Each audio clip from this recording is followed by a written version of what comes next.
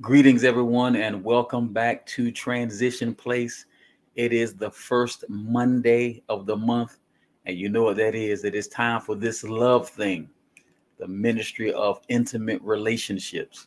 Here we talk about relationships. I mean, if you're young and you're thinking about dating, maybe looking for a husband or a wife, maybe you're married and you're still in the honeymoon years. Maybe you're married and you're having a rough patch. You might be married and you're having a ball. Or maybe you're going through a divorce and you haven't even got to the healing portion yet. You're still hurting. Maybe you are divorced and you have healed and you're trying to jump back into dating. Wherever you are when it comes to relationships, that's what this series is for. So we want to thank everybody who's already with us. We're going to ask that you please share the broadcast. We're live right now on YouTube, Facebook, and Twitter. Please let somebody know. All right, we'll try to put this YouTube link here in the chat in a minute. All right, but be sure you're sharing. If you're on Facebook, make sure you're tagging your family and friends. Let them know that Pastor Carl and Lady Tisha are on.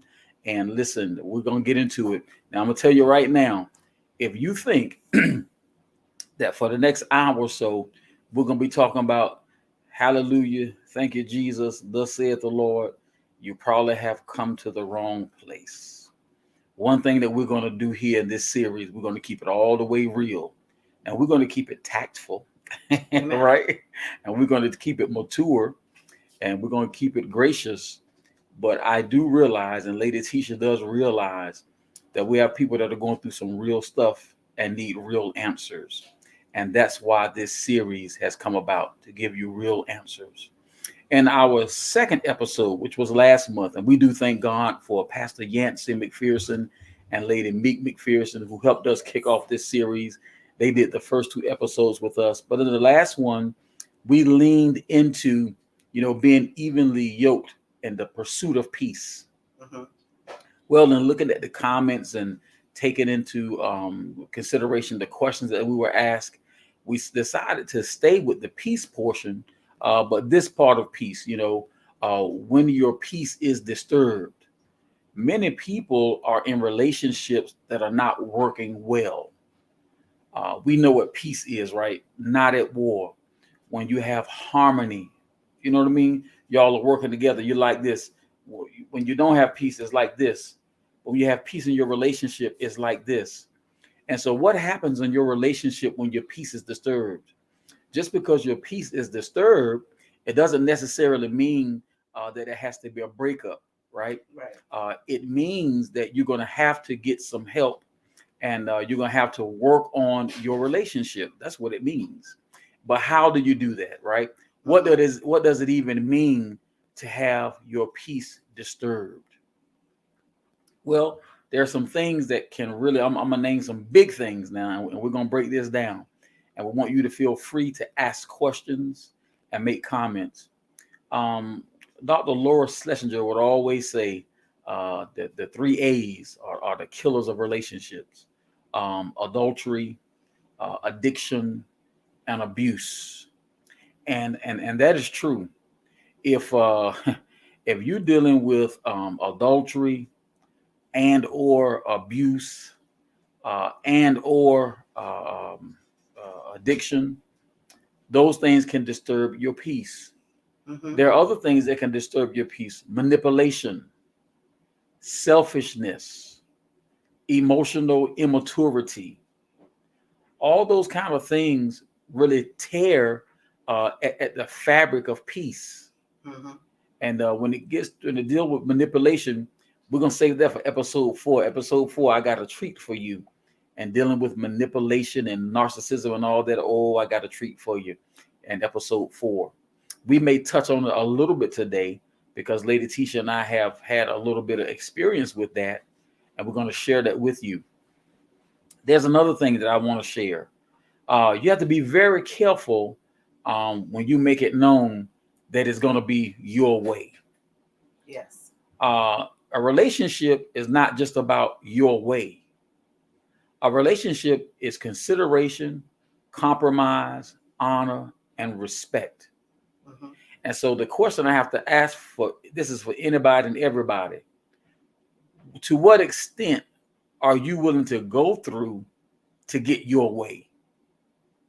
And that's where we get the selfishness, the manipulation, um, the abuse. And abuse can be physical, financial, emotional, right? All different kinds of abuse. And when you have someone who is dead set on, I'm going to have it my way, these things disturb the harmony of a relationship. Mm-hmm. Lady Tisha and I, we don't claim to have a perfect relationship. But I'm going to tell you something. I was just sharing this with my daughter before we went live. I told her, when it comes to real peace and relationship, I really did not experience that until Lady Tisha and I came together. I had an idea of what it should be, and I was right now that her and I have tested it, but I had not obtained it.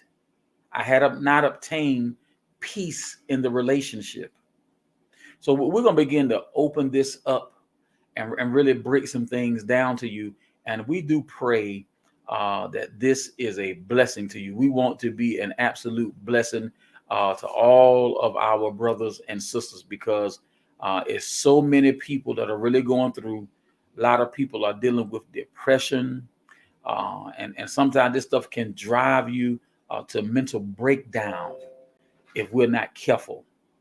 And so we just want you to know that we understand, we're with you, and we're going to try to share some information with you that will be helpful to you. So listen, like I said before, what are the disturbances of your peace and relationship? And y'all feel free to comment and ask questions. Lady Tisha and I are here for it. Yes. I'm going to start with addiction. Addiction is not only physical and psychological, addiction is spiritual. Mm-hmm. If you are dealing with an addict, you're not going to have stability in that relationship until that person makes up their mind that they're going to get clean, that they need to be clean, that they're going to get clean, and not just make up your mind and talk about it. I'm talking about be about it. You have to be ready and willing for help. And anytime you're talking about any type of addiction, that goes hand in hand with mental health issues. There's something at the core that has driven a person to begin to abuse substance. And even if your abuse is not a substance abuse, it could be pornography, right? It could be sex. It could be gambling, whatever the addiction is. God bless you, Daniel Bowman, my brother from another mother. God bless you, man. Welcome to be with us this evening, right? So when you deal with something as heavy as addiction, number one, it is absolutely going to disturb the peace in the relationship. Yes. Because addiction is going to cause you to become a taker. Addiction is going to cause you to become a liar. Addiction will cause you to become very selfish because whatever the addiction is, whether it's gambling or pornography or alcohol or some type of drug, that becomes your baby. That becomes your focus. And everything else is going to be second to that. So there's going to have to be some help. You're going to have to volunteer yourself to get some type of counseling, some type of treatment. And there is going to be no stability in a relationship until the addiction is dealt with. All right. When it comes to adultery, we have to realize that adultery is really breaking a contract, breaking a covenant, breaking trust. Mm-hmm. And betrayal. Betrayal. It's hard to have peace when you don't trust the person that shares your bed.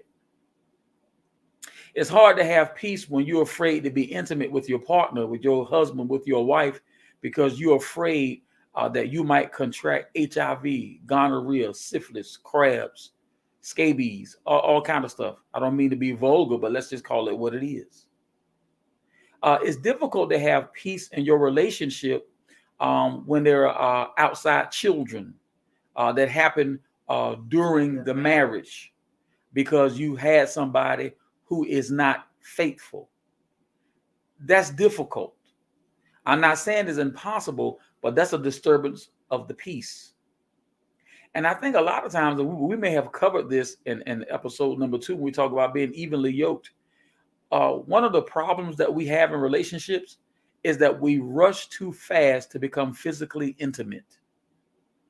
Yes, it is biblical to wait until we're married for sex. There's a reason for that. When you give yourself away, whether you male or female, you become attached to that person. Women more so than men. That's proven in a general sense. I'm not saying every situation, in a general sense. And that causes you to have some emotions that may outweigh your logic and real thinking. Am I making sense to you? And I will be honest with you, I've made that mistake. You trying to figure out why you got a stalker. Well, he or she didn't become a stalker probably until you became intimate. Mm-hmm. You allowed someone to be a part of your body without exploring who they really are. Yeah, soul ties. Yeah, soul ties. Have you taken the time to really get to know them and understand who they are? As you were building your relationship, did you find out whether you and your partner have the same understanding of what the boundaries are to the relationship? Are both of you monogamous? Do y'all believe in one partner? Or does one believe that, a tryst here and there is all right? Do you have somebody that believes in the poly lifestyle? Y'all know what that is? That's when you invite others into your bedroom. I wouldn't suggest it. Yeah, because that's open. If you're not agreeing to that lifestyle, you can be opening up Pandora's box. Or if you agree to that, and that's not what you're really into, you're destroying the foundation of who you are as a person, because you're trying to do something or partaking in something that's really not your cup of tea, and you're trying to appease that person, and that's really not who you are. So therein lies a problem, because you're doing something that you typically would not do, because you're trying to appease this person. In a relationship, you have to have conversation to set your boundaries. You have to set the foundation of the relationship early in the beginning. You have to have an understanding of what you consider to be socially acceptable. What are your deal breakers? What do you say? Okay, I agree with this. This is what I don't agree with.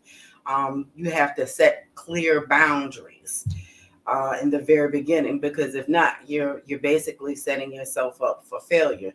And I think a lot of times, being intimate with someone can skew the relationship, because it can make you feel a certain type of way, and you get into partaking in that versus getting to know the person, because the body is meant for the enjoyment between a husband and a wife. And then if you're not connected as husband and wife, This is what the Bible means when it says subdue your passions. All right. We all are human. We all have human desires and human feelings, but there's a time and a place for that type of activity. We're talking about adultery. And let's be honest, when we're in a relationship, and sometimes, you're in a pretty good relationship. And once again, that word manipulation comes up because there are reasons why men and women cheat. Sometimes it's because a lack of physical intimacy, right? And if you have a lack of a physical intimacy, and there's difference if you got a medical problem, there's something wrong. I know that there's a reason why you cannot perform, but I'm going to use this as a manipulation tool. If you're a good boy, I give you some. If you're a good girl, I give you some. Let me tell you that that's not going to get it. Okay. That is not going to get it. Sometimes It's a thing where your peace has been disturbed so much, and I have seen this. I'm not telling you that it's right. I'm not telling you I agree. I'm just sharing that experience. There was a couple, and the husband was cheating, and the wife asked him why was he cheating. She knew he was cheating, and he told her, because she's good to me. When I go see her, I got a hot meal. She ain't fussing about nothing, and I get all the sex I want. When I deal with you, you're fussing about everything.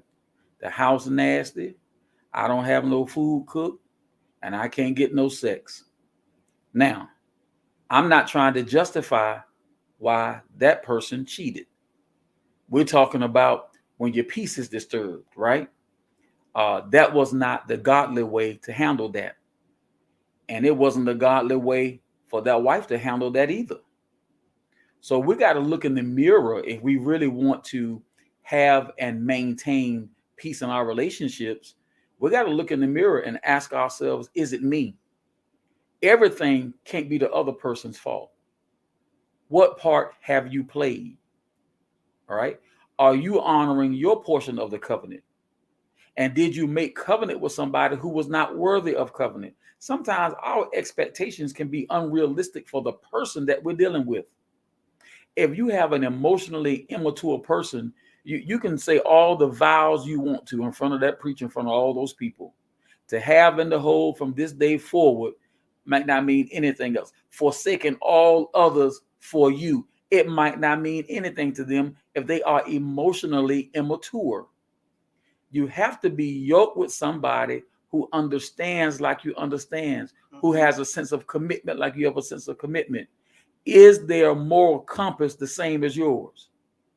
Have you married a liar? Somebody who, a lie is no big deal. Look at the news, you see it all the time. Is that acceptable for you? Or do you like a person who has a high standard of integrity? Did you marry or are you involved with a control freak? Huh? Everything has to be my way. Not only do you have to do what I've asked you to do, but you got to do it just like I asked you to do it. I used this analogy before. I had an argument because when I vacuumed the floor, the lines in the floor was not like she wanted them. I can't tell you what I told her she could do with them lines. It wasn't godly, but I sure told her. Like the floor is vacuumed. Well, I don't care about no lines in the floor. But people can be that petty. I'm going to use the word that's petty. If you want it done exactly like you want it done, then you do it. You're not going to make another adult do anything that another adult does not want to do. That's a disturbance. And let me ask you this. How many of you fake the funk? You made the person believe that you were this nice, sweet, calm, cool person. And the whole idea about it was to pull them in. And now that you got them, after there's been a commitment through matrimony, now you're going to show them who you really are. That's called a master of disguise, aka control and manipulation. You present yourself to be something that you're not, or that's what the person did. And then so you may be in the relationship because you're hanging on for that person that you knew them once to be. You're holding out hope for that person to come back. You're wishing upon a star. They presented you or sold you a dream that was there temporarily to reel you in. Is bait and switch. Unfortunately, that can happen sometimes. It's not a good feeling to be in, but it can truly happen uh, when you have people that are genuine, that are looking for a genuine mate, and you have a person that does not have good intentions. We call it a person that's trying to be genuine, and you have a giver and a taker. And sometimes it feels like the person that is a giver, it seems like they have that little sign that says, I'm a giver. And you have a person that's a taker. It's like you have a little sticker on your head. It might be, stuck on stupid, or, for the person that's always giving. like you're gullible or you're somebody's fool. It's not that. It's that you are a genuine person. But if you're dealing with somebody that is manipulative, they they have other tactics or means of getting you to do things. You're coming from a genuine place. They have other ulterior motives in a nutshell. That's right. Now, listen, we talk about when your peace is disturbed. There's a lot of things that can disturb your peace. And I want to reiterate, we love your questions and comments. So please feel free. The only dumb question is the one that you don't ask. There are no dumb questions. If you don't know, you just don't know. Maybe we can help you. And if we can't help you, maybe there's somebody else in the viewing audience that has an answer. Okay. So we love an interactive audience. So whatever questions and comments you got, we'll take them. Listen, there's other things too. You have to know what you want going into a relationship. I've made the mistake of not really understanding what I want. And when you don't understand what you want, you're liable to go for anything. And that's how you get yourself into situations. And then once you're in it, it's like, why in the world did I do this? Because you had no aim going in. If you know that you're a person that is not sure whether you want children or not, well, it may not be the best thing for you to get involved with somebody who has children. Mm-hmm. Maybe you're the type of person you've seen so much baby mama drama, so much baby daddy drama, until you just don't want to be involved with anything like that. Okay, understandable. But if that's your standard, then keep that as your standard. Don't get involved too soon before you understand, hey, this is a situation where there is a child involved that I don't mind, and the situation between the person that I'm trying to get to know and the mother or father of the child, they have come to a very mature agreement, and they co-parent well. Well, you know that may you may be able to work with that, but these are the type of thoughts you got to have before you get involved, right? Now, when you like the bed hop, you're going to get yourself in a lot of trouble. You're going to find yourself with peace disturbed. Let me tell you another lesson I learned.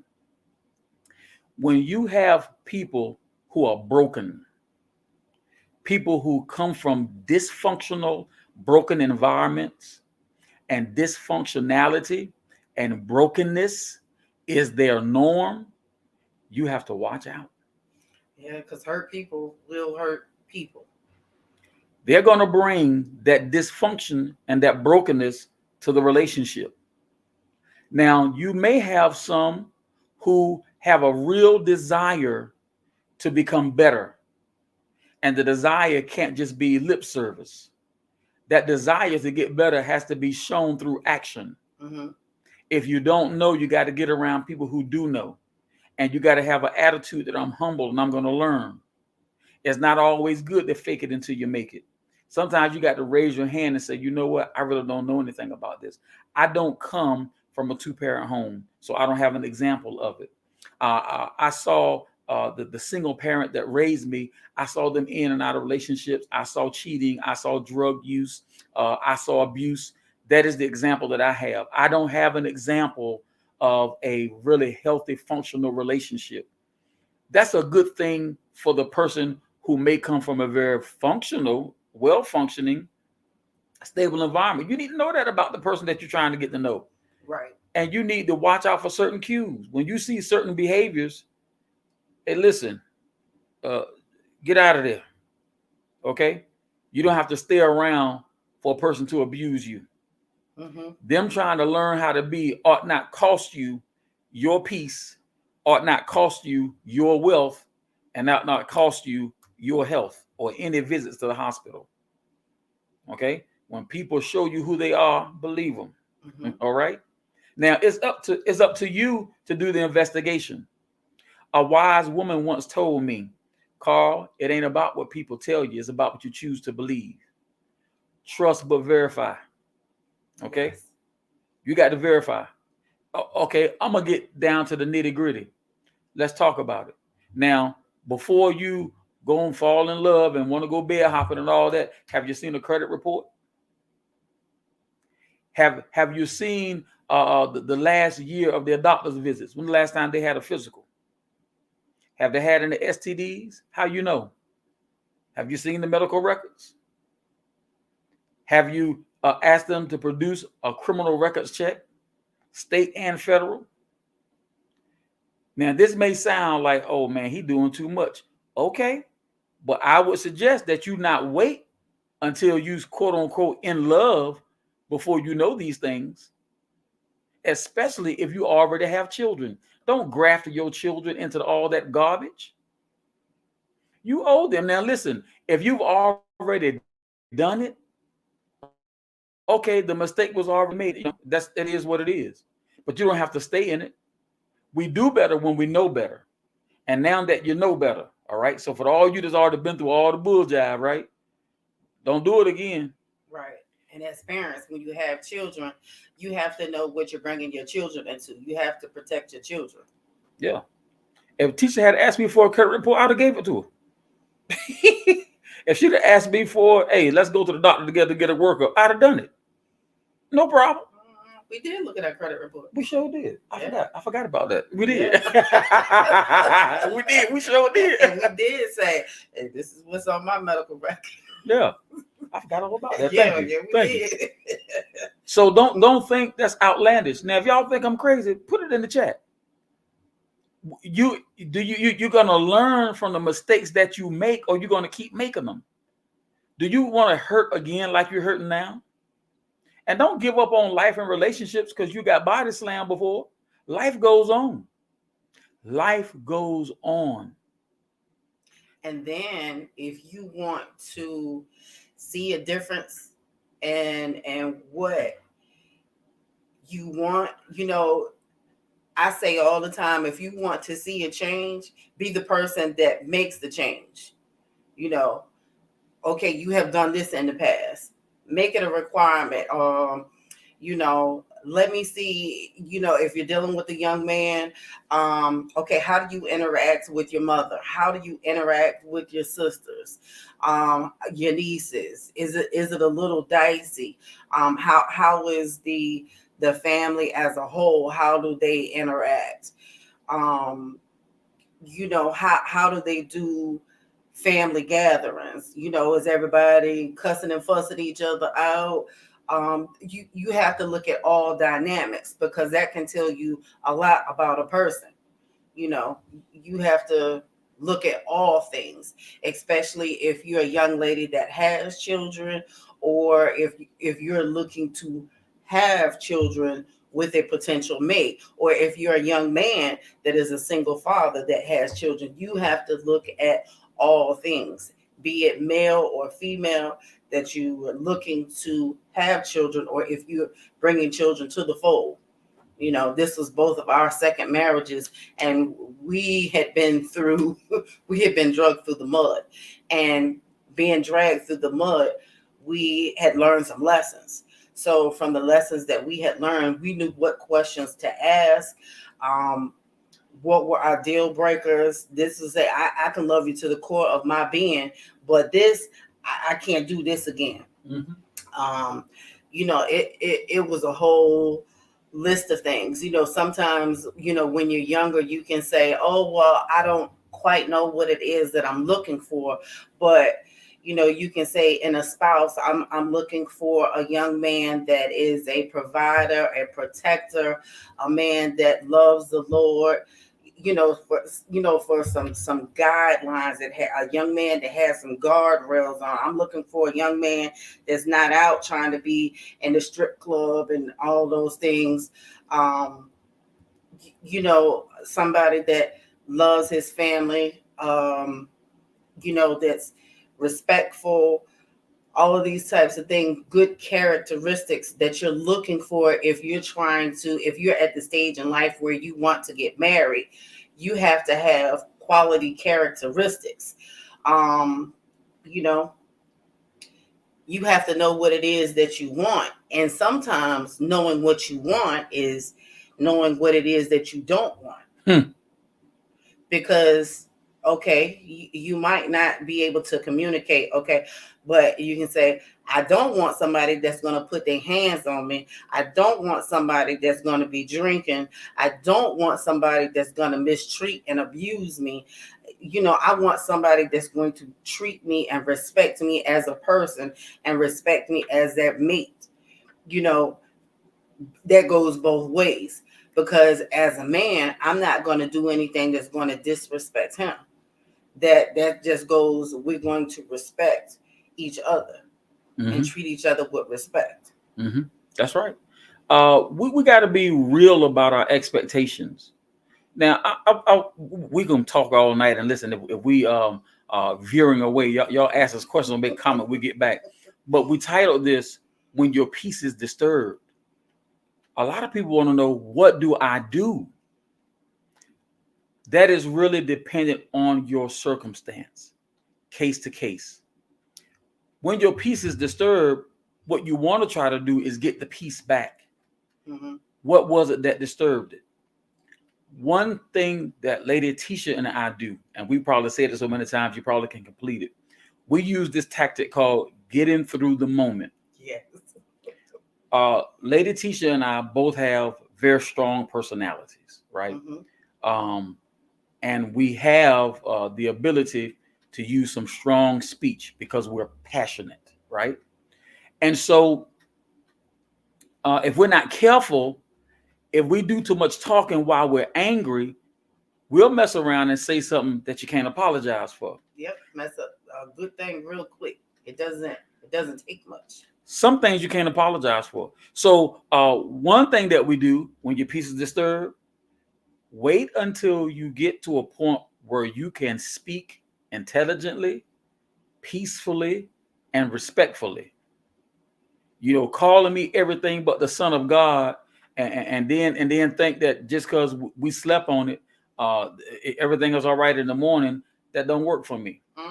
And it's not gonna work for me either. Right. So that's a thing. You can watch what you say, and it's not all about what you say. Do you ever look at yourself in the mirror and see your facial expressions, your body language? You can have a whole conversation with facial expressions and body language and not say a thing. Rolling your eyes communicates something. Turning away from somebody communicates something. Ignoring someone communicates something. Well, I didn't say nothing. Yes, you did.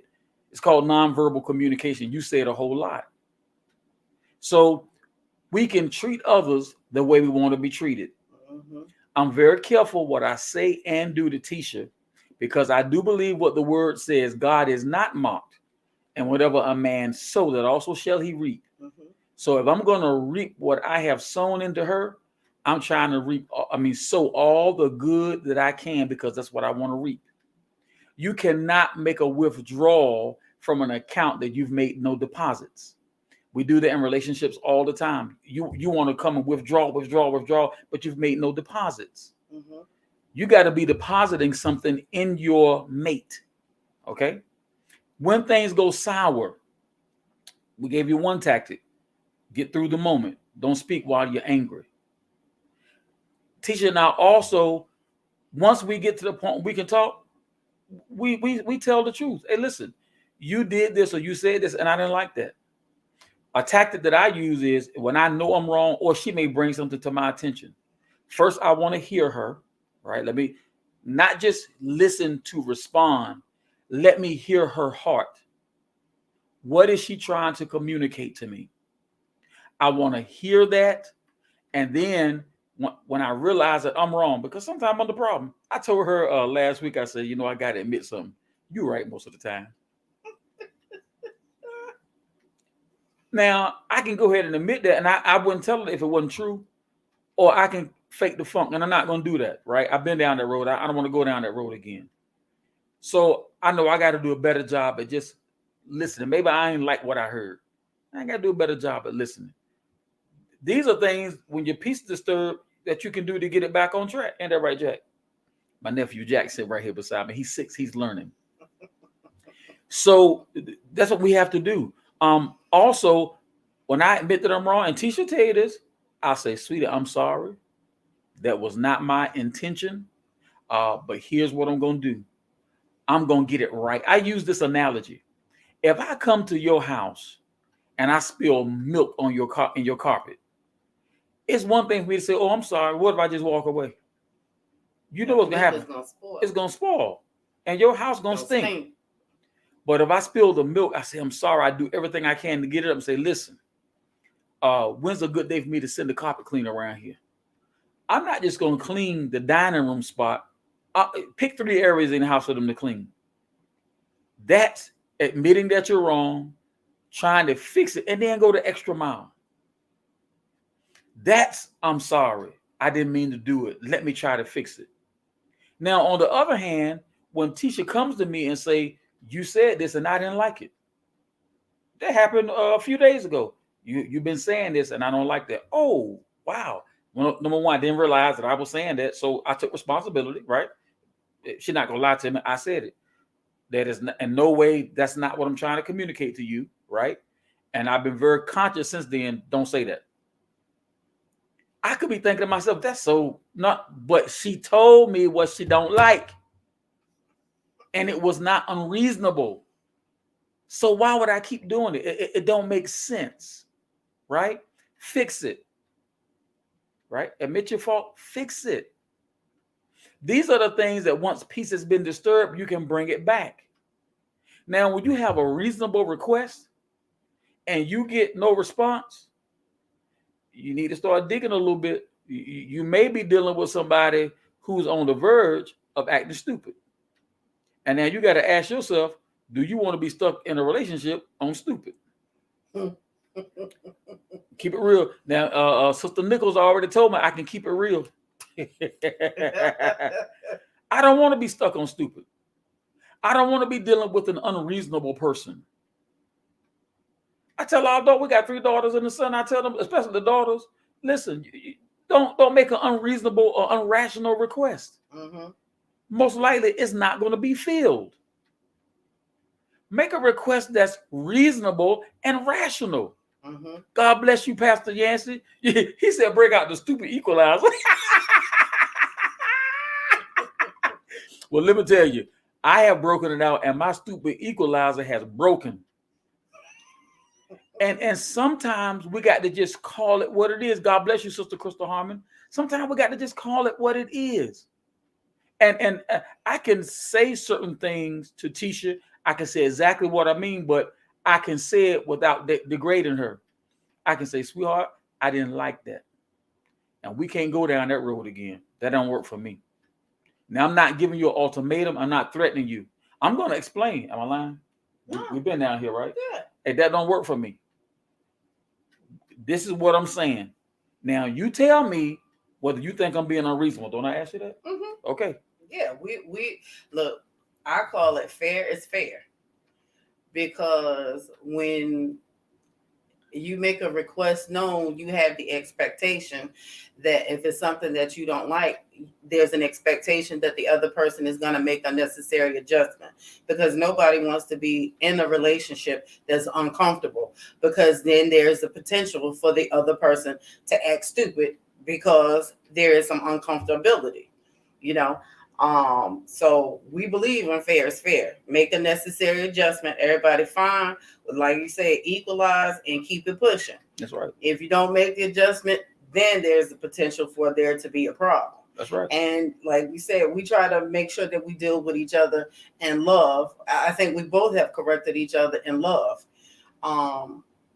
Because you should talk to each other like how you want to be talked to and treated. That's right.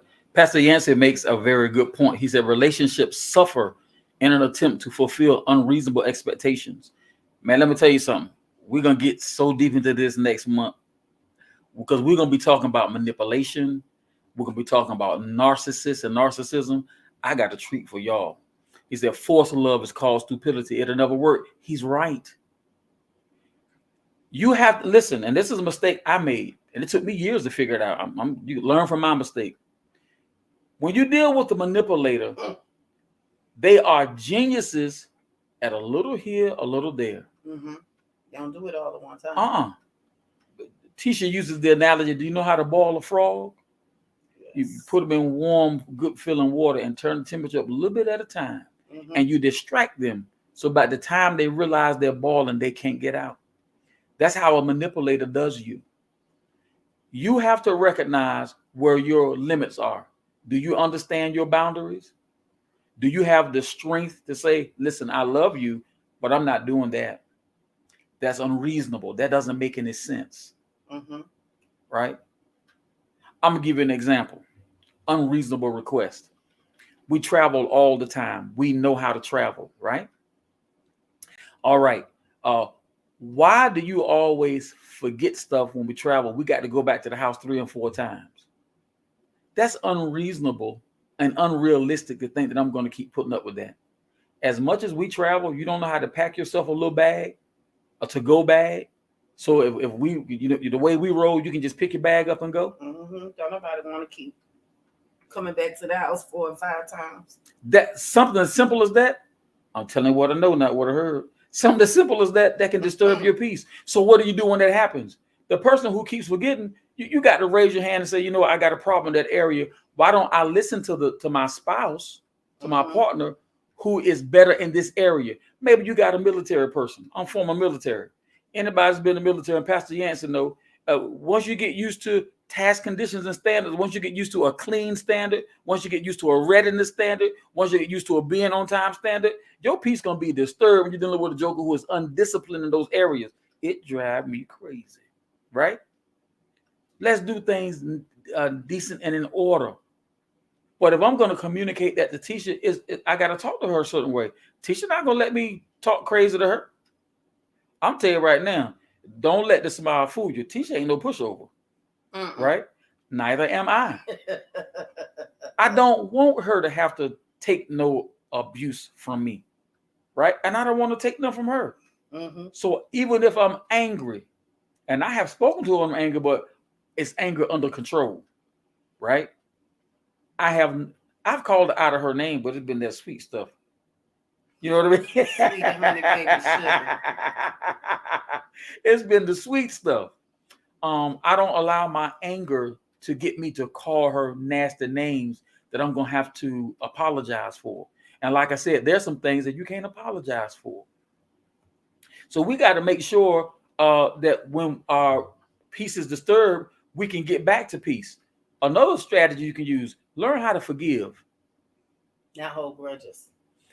I'm the type of person, once we done been through something, we've worked it out, we've apologized, we moved on, I'm not going to bring it up again.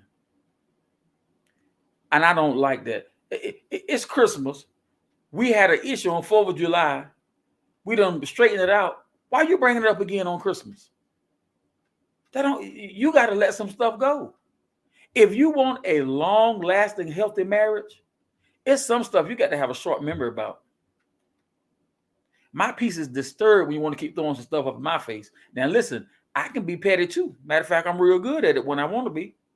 But let's not go there. Let's not do stuff that's gonna disturb our peace. I want a peacemaker. That's another thing. Are you linked up with a peacemaker, or you linked up with a hellraiser? Don't you think the hellraiser just for everybody except you? That joke gonna raise hell with you too. I don't want a hellraiser. I want a peacemaker. And Pastor Yancey says the names that you call each other, if it doesn't line up with who or what God calls you, it is the first sign of a relationship distraction. Amen, brother.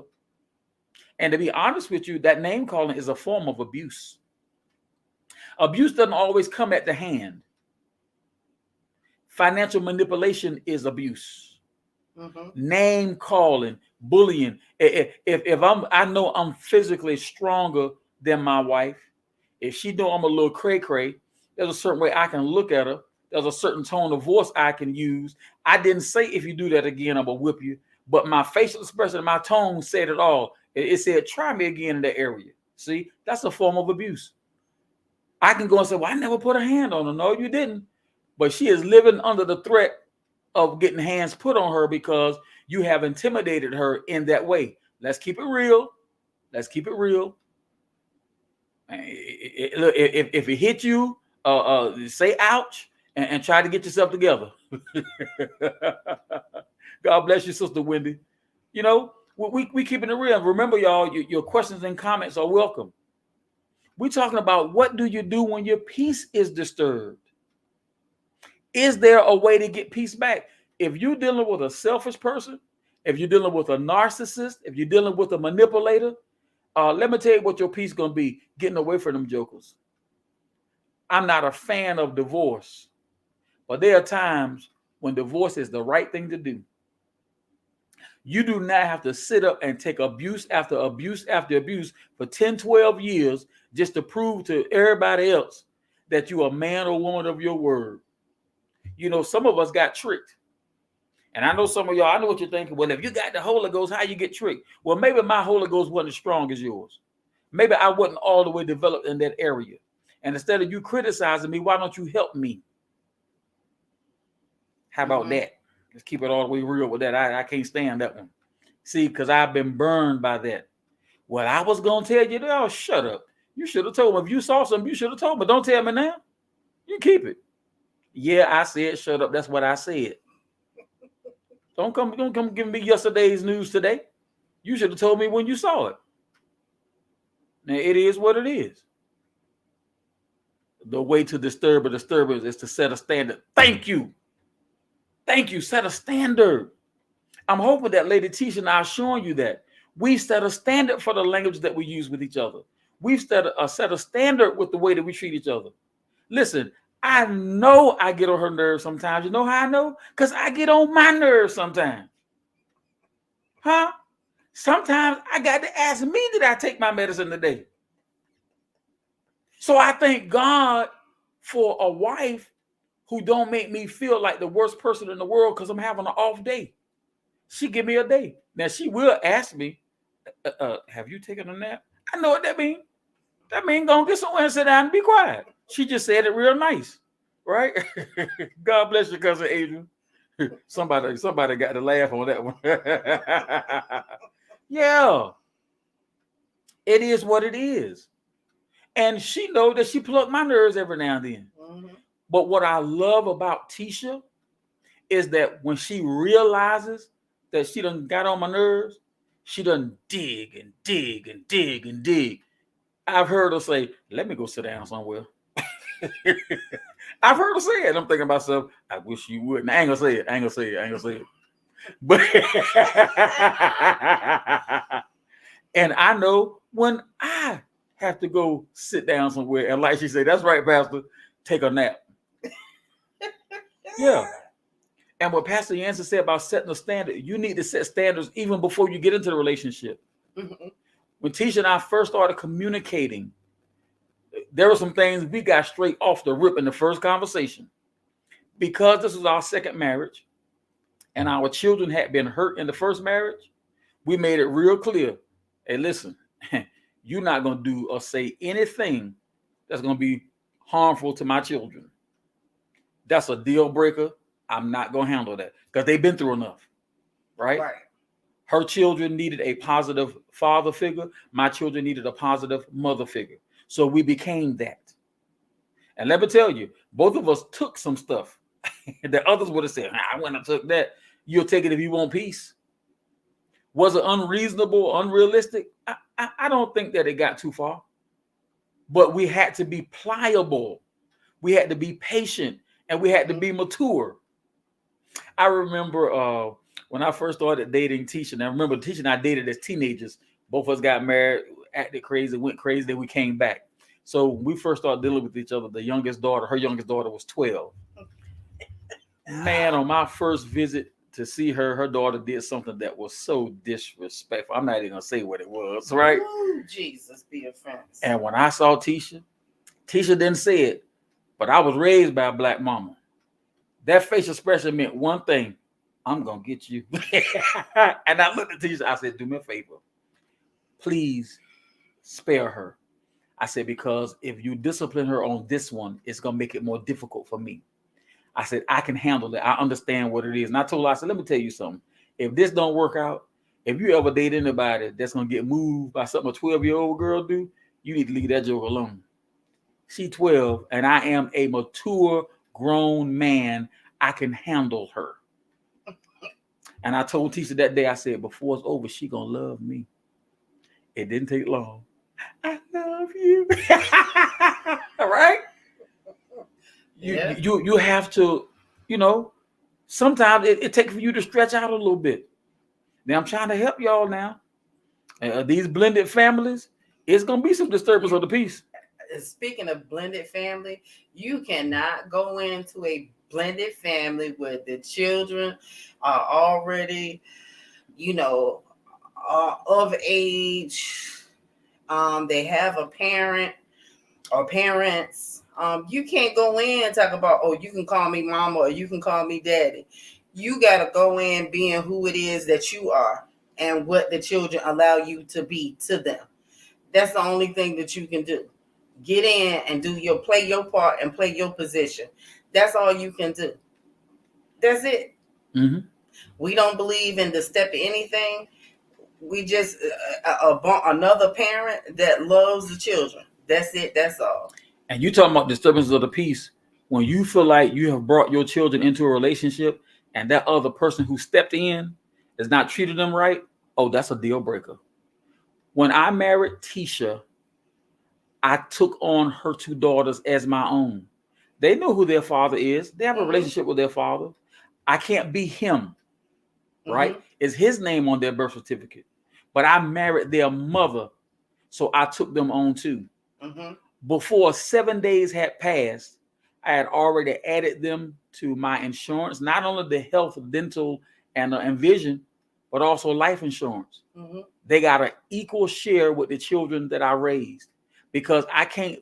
Then that's for me. I ain't saying that's what you got to do. I'm saying this is me. For me, I couldn't lay in the bed with Tisha, look her in the eye, and tell her that I accept her and what she brought to the table equally, and not have done that. Now, some people are gonna say, you don't got to do all that. You do it the way you want to do it. I did what speaks for me. I believe that my actions have to speak for me, right? If we're gonna say fair is fair, then let fair be fair. Right. So there's no way I'm ever gonna do or say anything that's gonna make the two that she brought to the table feel like, Right. There is no yours and mine is ours. Right. Our four is our four. And that's the way we deal with it. I don't give one that I wouldn't give the other. Listen, all of them hit these pockets. Then ring them dry. Equally. And when I get a call, if I'm in agreement now, I'm not going to spend my money on nothing I don't agree with. And ain't nobody going to make me do it. But when I'm in agreement, I'm all in. And I will do what I can. And it doesn't matter which one of the four that the phone call come from. Right? And listen, blended families, don't try to be the other natural parent who may not be there. Don't try to be them. Just be who it is that be who you are. And understand, when you have a blended family, everybody has their position in the family. The two or whoever is coming in, like when we came together, everybody has their respective place. Nobody is replacing the other. The two that I came with is not replacing his two. His two are not replacing my two. There is enough love between us two and their father and their bonus mom, all of that. There is enough love to go around. Their father and their bonus mom, I love and appreciate her because she's another woman that loves my children. I don't take issue with her because she loves the children that I bore. We get along just fine. Their dad and I, we get along just fine. At the end of the day, it's not about that the marriage didn't work. It's about the children. Because at the end of the day, when parents don't work out, the children, even though they can be or are adult children, the adult children still feel some type of way when the parents can go their separate ways. So you have to try to make the best of it for the children. And listen, now we practice what we preach. We were at their home last night, baby shower for the middle daughter, and it's all good. Everybody get along. It's all good. And so when you want peace now, you want peace, you will become a peacemaker. And when peace is disturbed, you got to have some strategies. Let me tell you something. I perform many marriages, right? And whenever I do the ring ceremony, I take time out. I go off script because I want to explain what that ring means. It's a never ending commitment. This man and this woman become first to each other. You always gonna be mama's baby, daddy's baby, but mama ain't your number one girl no more. Daddy ain't your number one man no more. The husband and the wife become number one. Amen. Amen. And I teach family, don't call Junior no more to go to the strip club behind his wife's back. Don't do that. Susie, don't call your girlfriend because her ex is in town, the one she was crazy about. And don't call her and try to get her out behind her husband's back. Don't do that. Mm-hmm. When you show up at that wedding to be a witness and to be a part of, you ought to be in agreement that you're going to be part of everything that it takes to keep them healthy and to keep them together and to keep them respectful and to keep them happy. You got to be part of the solution and not part of the problem. That's right. We're talking about peace now and keeping it, maintaining it, and what to do when it's disturbed. Sometimes you got to fire some of your friends to keep the peace in your house. You got an immature friend that don't respect the boundaries of your marriage. Fire them jokers. Mm-hmm. Your homeboy ain't gonna do for you what your wife do, bro. And wife, your homegirl ain't gonna do for you what your husband do. Them siblings that can't stay out your business, love them from a distance. Feed them with a long handle spoon. No, you can't come over here and talk trash to my wife. No, you can't come over here and act like you want to fight my husband. You can't come here. And then talking about that, you have to, when you have moments where you and your spouse are having a moment, you have to realize who you can share information with. Because if you are sharing information with your siblings, you have to remember that your sibling is going to always have your back 10 toes down. But are you going back to that sibling to say, me and wifey or me and husband have fixed our stuff? 9 times out of 10, you're not going back to that sibling to say, we have fixed what I can't even talk to you about. So what happens is you have a sibling that's still running hot with the spouse because you communicated that, man, I'm running hot with my old lady because she done did this, that, and the other. So sister still running hot or brother running hot. But remember, when you're communicating things, you have to communicate not only the bad, but the good. Because if you only communicate the bad, you potentially set your spouse up for not having peace in the marriage. Because you're constantly talking about the bad and you're just venting. You got to have sometimes somebody other that you vent to other than family. Amen. And you got to have somebody that's going to tell you when, baby boy, I know she done got on your nerves, but you need to keep that in the house. I know you're just venting, but remember who you're venting to, because sometimes that can be a potential problem. Let me give you some free game when it comes to when your peace is disturbed. Make sure that you and your partner, you and your spouse, have several people who gonna keep it all the way a buck with you. Mm-hmm. All the way. Let me tell you something. If Tisha called, I'm 51 years old. If Tisha called my daddy and tell my daddy that I'm not doing right, I got trouble at hand. Yes, he do. My daddy is a real one, and he coming. Because he occasionally calls and say, how that little short joker doing? Yeah, that's real. And you know what that does? That helps keep the peace. Because just because I'm his son, I'm not always right. And he, Pastor Yancey talked about the standard. My daddy is a standard bearer. And what that's Tisha come to say we coming. That's why I love you, cuz.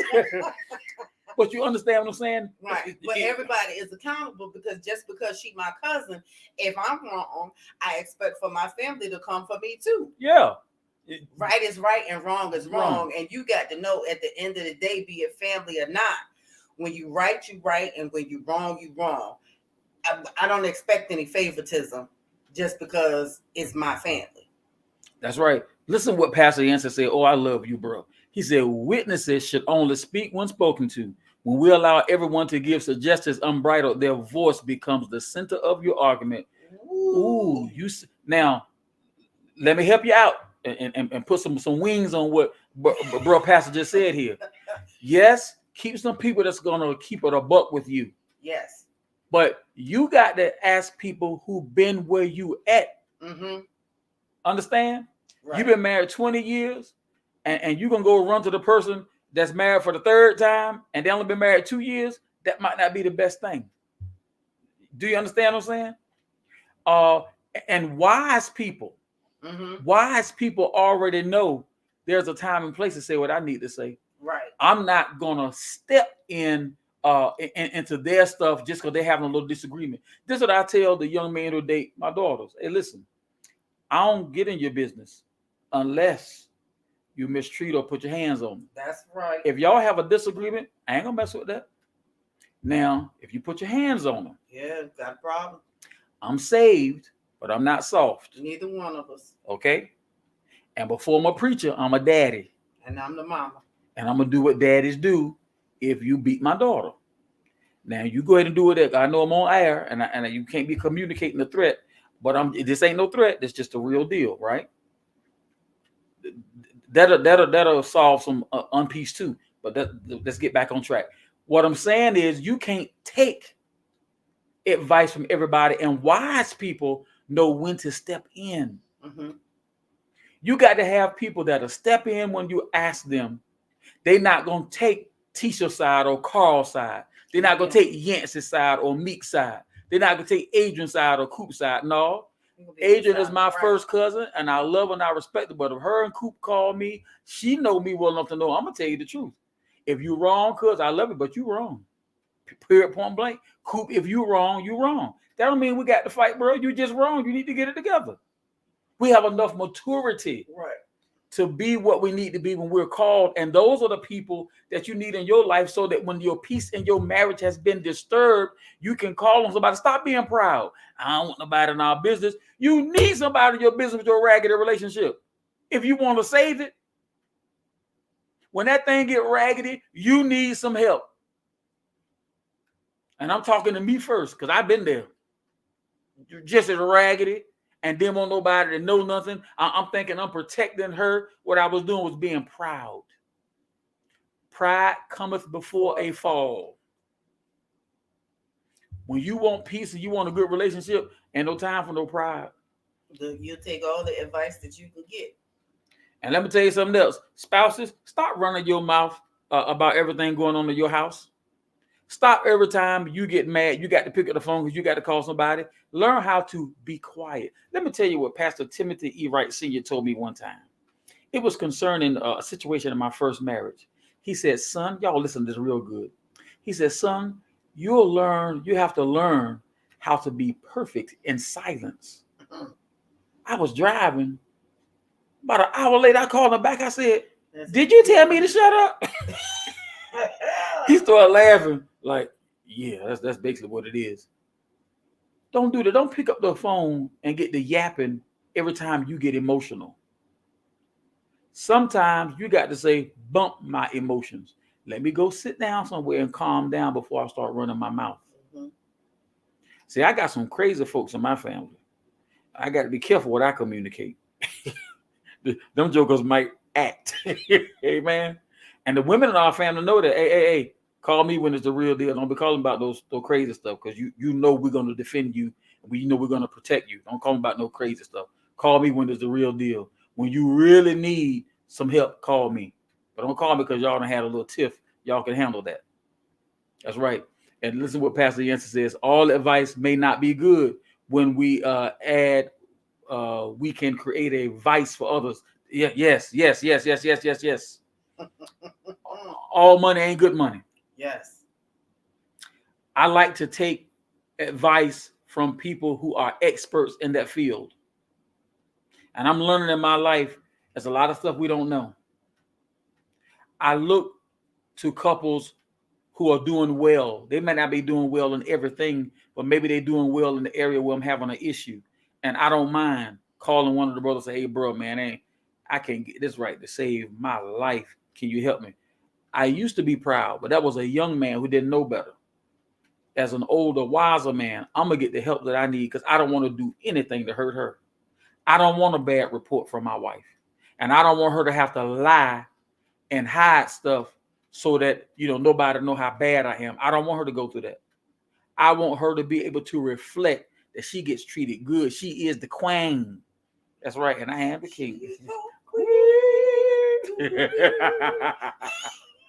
We can use a little humor. Are we making sense to y'all? Y'all let us know we're making sense now. I want to know. We are trying to help. This series was created to really be help. If somebody's getting help, I want to know. Maybe some of this stuff is new to you, right? Or maybe you heard it before, but it didn't make sense when you heard it.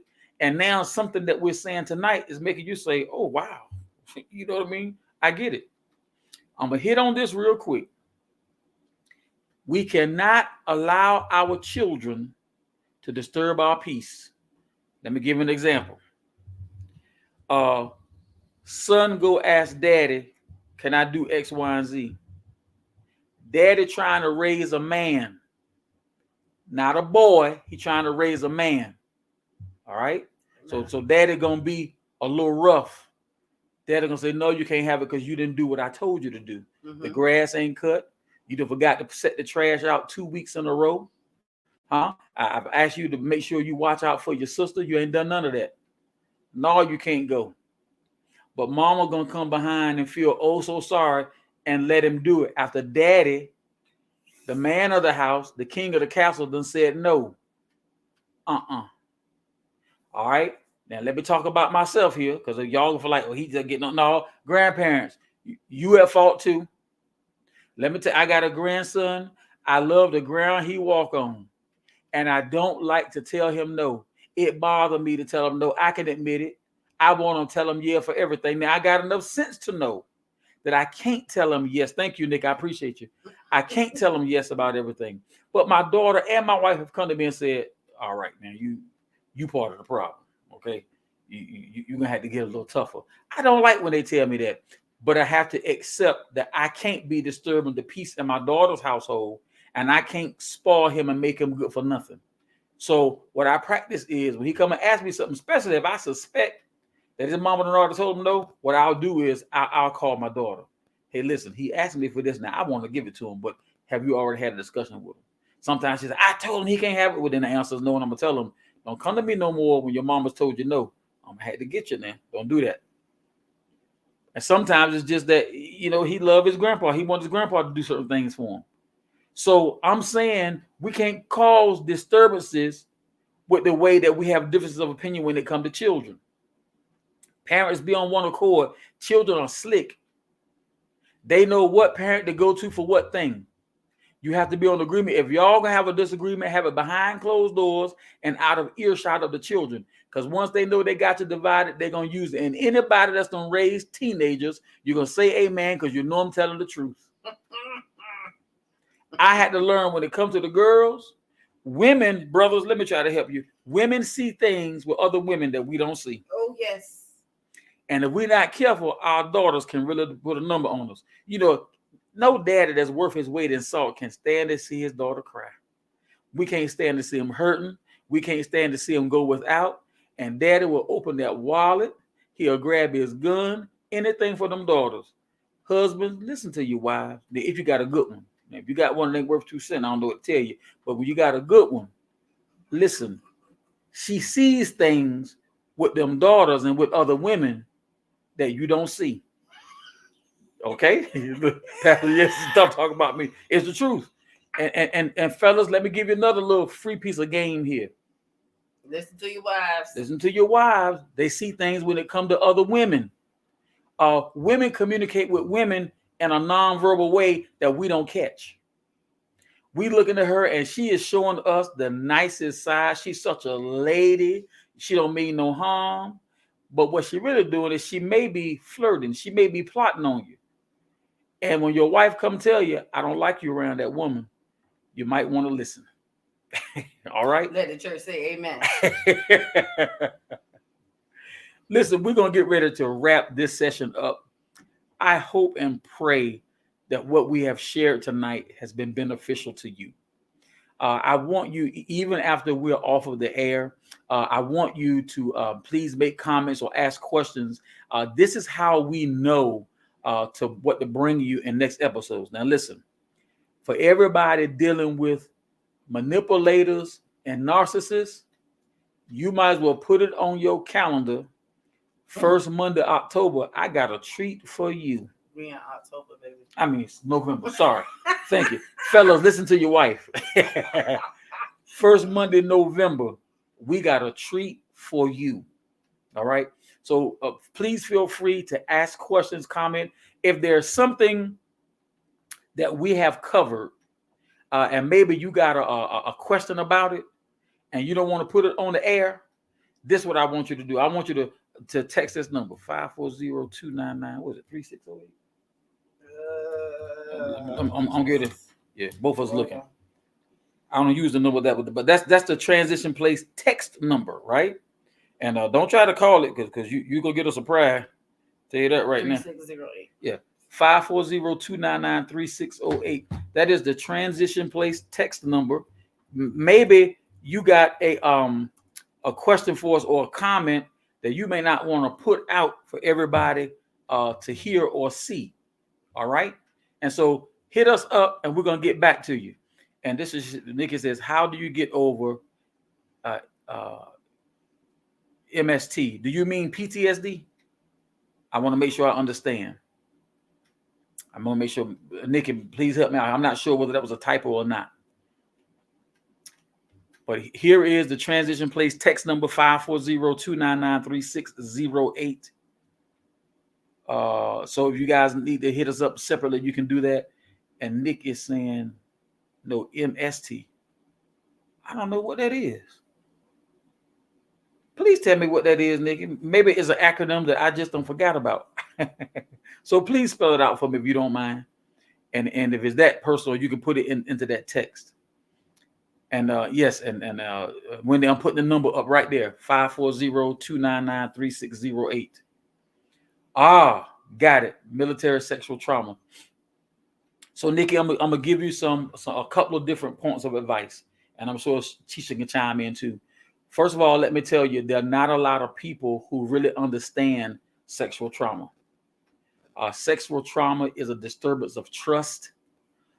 It can throw everything off. And I can't evaluate exactly where you are emotionally and mentally. But I can tell you that that's not something that you're probably going to resolve by yourself.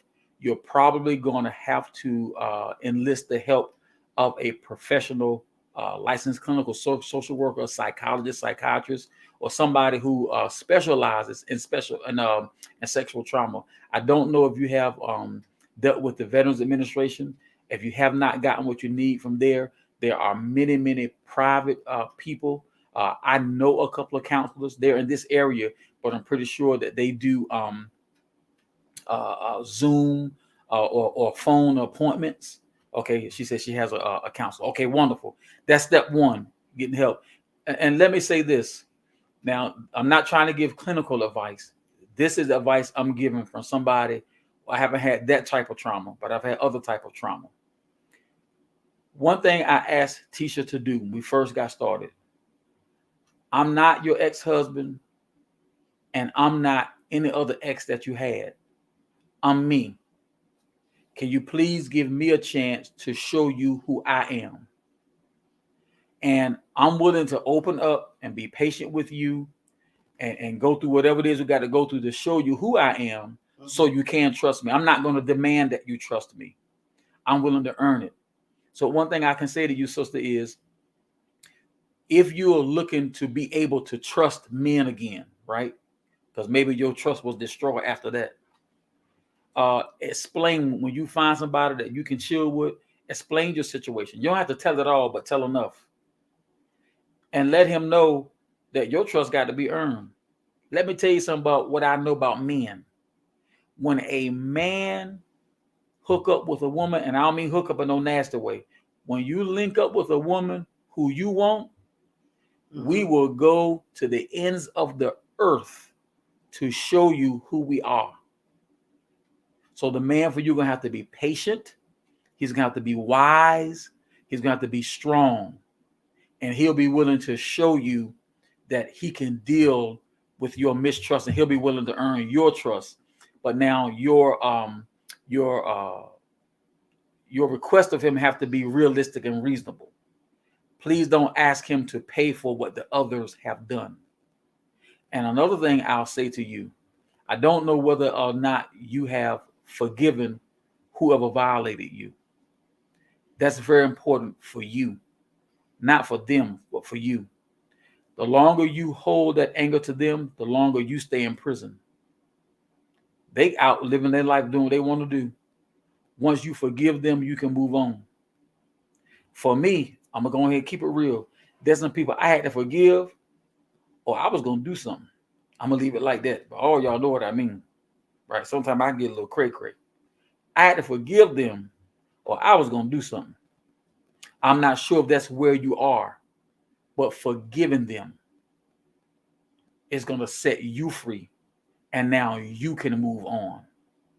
But the key is to be in relationship with somebody who is willing to walk slowly with you and to understand you.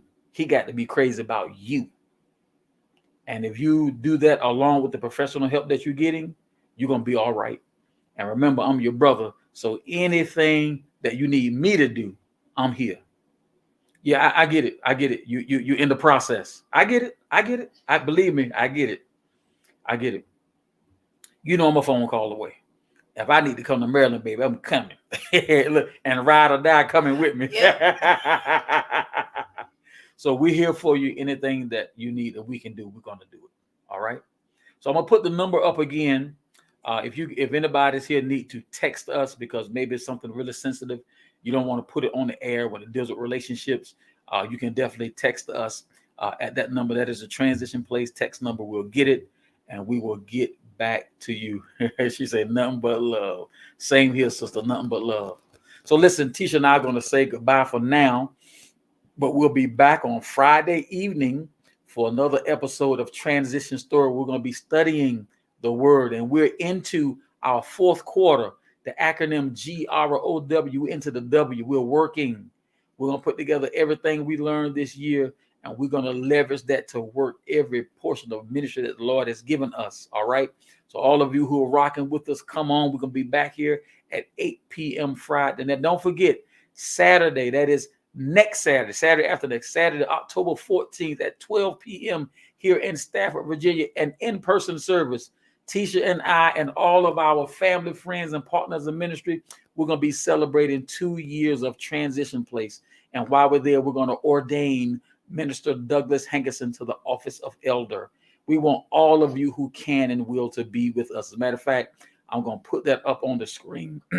Most of you have seen, I'm probably worrying y'all to death with it, but there may be one or two in the audience that have not seen this. Maybe you don't know. Make room. Saturday, October 14th, and I will put a flyer in the chat so you guys can see it. We want all of you who can and will to be with us. Come on, meet us. We're going to be at 150 Sousa Drive in Stafford, Virginia. For those of you who don't know, that is the United Faith Christian Ministry, pastored by none other than one of my mentors, Bishop Leonard Lacey. He is a true man of God. We love him, and he's just awesome. He's opened his doors for us to come and just do whatever it is that we can do. And we love him and respect him for that. Not just him, but he has a tremendous church there. And they're all so lovely and nice to us. So listen, we love all of you. Until next time, may God bless you. And listen, if y'all need some more of this love thing, now we're going once a month. Now, if we need to crank this thing up, we'll do it. I can't work too hard. Tisha gonna get me. But but we want to make sure that this ministry is serving you. We've put it here to serve you. We want to be of service to you. So you guys help us to help you. Leave comments and questions so we'll know how to tailor the information to your needs. All right. Until next time, may God bless you. May heaven smile upon you. God bless you, Aunt Polly, and all others. We'll see you next time.